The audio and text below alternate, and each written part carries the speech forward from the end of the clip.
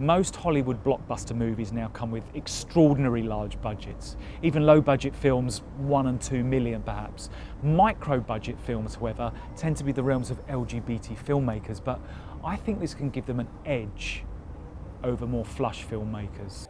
And at London's annual Flair LGBT Film Festival, there's no shortage of filmmakers struggling to make movies on minuscule means. While Hollywood throws endless budgets on superhero movies, disaster extravaganzas and big budget action blockbusters. So how can the less flush filmmakers compete with spectacle? Well, they go for great characterisation and finely crafted screenplays. This year we have some truly emotionally gripping, sharply written and mesmerising performances from films that will appeal to a wide LGBT film-going audience in the coming year, and here's a few to keep your eye out for. Churro Beach, an emotionally charged story set between dazzling Rio and gloomy Berlin. It charts the troubled relationship between a lifeguard and the man he saves from drowning, which becomes complicated when they set up home together, but without closure on some family affairs.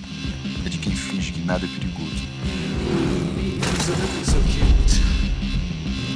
Só te dizer que eu tô mais rápido, mais forte, mais corajoso do que da última vez.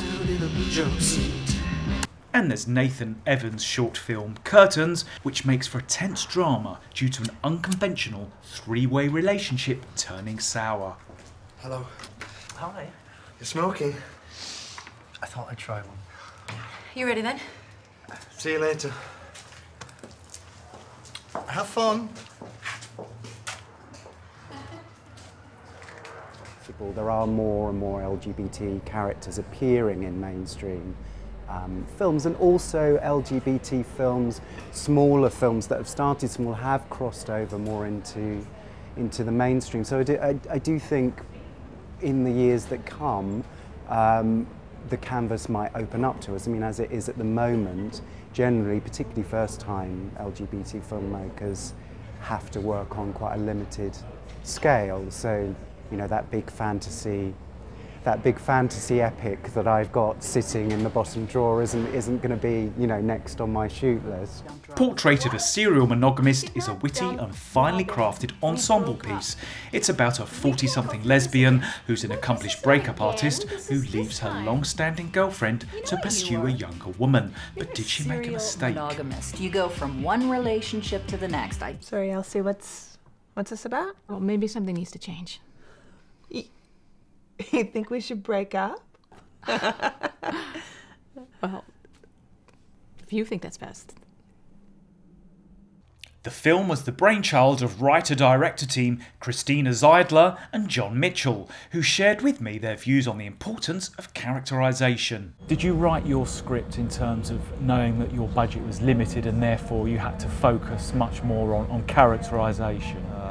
A lot of films with that don't have a big budget tend to be, you know, 4 people in a room kind of thing, and we didn't want to make a film that was like that. So we had a lot of characters. We had about 47 characters in the entire film, and we kept thinking someone was going to tell us no at some point. You have to cut back, or you have to cut back on locations. But somehow we were able to make the film that we set out to make, which was we wanted to show a wide world, and I think we were successful. In my experience, queers, our community is so much a part of our lives, a part of our relationships, especially with lesbians. You know, your friends are going to comment on your relationship or know about your last girlfriend, or so to exclude them from the story would sort of take away sort of the richness of the telling of the story. Okay, so 20th Century Fox give you a blank check. What kind of film would you make? You know what? I think it's not so much money as it is time. There's never enough time. You know, I think that we would have used it a bit differently, and we probably would. We had to stay very close to the script, and we were working with a lot of people who are improvisers and very quick on their feet. And it would have been nice to do a couple of takes where, okay, we've got it, now we're going to give you room to explore the character a little bit more and try some things. And we were able to do a little bit of that, but I think had we a little more money, and it would have bought us more time to explore the characters even you know, more deeply. It's always, the money always goes into big names, right? And there's a couple of big names who are now doing queer film. So I guess it would become desirable for more actors to do more queer cinema. So I guess that would give queer filmmakers, because it's so difficult to get a feature film made, and now the ways that feature films get made is that you attach a star to it, and queer cinema doesn't always have access to that.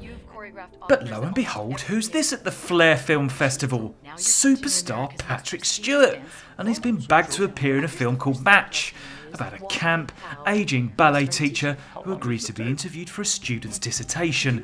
But there's a complex ulterior motive. He asked questions too. We exhausted ourselves with sex. That woman had more basic positions than Baryshnikov. Were you gay in 1967? Were you?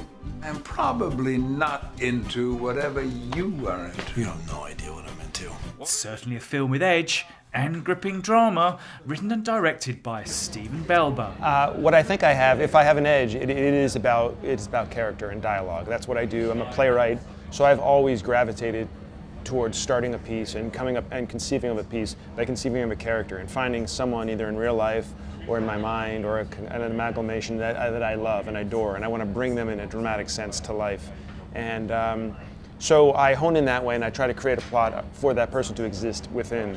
And luckily for me, it doesn't require a large budget, because I can film, as with the film Match, I can film that essentially in one room. I can create a landscape of emotion based on the character, as opposed to a visual landscape that has to do with expensive locations. Your name isn't Mike Davis, is it? He wasn't supposed to be like this. What could you possibly want from me? I want you to take responsibility. I was on the verge of a career. You can't expect me to watch him do that kind of thing. Come on, Lisa. Yeah, when you know that you're creating a character and then that's what you're doing for budgetary reasons, how do you make that happen? And you want to write a part that a great actor is going to be attracted to. So when I found someone to base this on that I thought, oh, this guy is a huger, larger than life character in a very real life context, then you go after an actor such as Patrick Stewart, who is used to doing big X-Men movies and it wants to exercise that muscle that he has, which is a great dramatic muscle that he gets to exercise on stage, but rarely on film. He's asked to do these big things on film. So the combination of his talent and his reputation and the amount of financing that also, frankly, will bring in, with his desire to want to play these types of parts, is a very good recipe for a guy like me who's making small, character-driven movies. So who needs your Terminators or your Transformers when you've got tearjerkers, heartbreak, love and lust, and a whole spectrum of emotion and characters ready to sweep you away at an LGBT film festival soon. Max Barber, Pink 60+ on London's South Bank.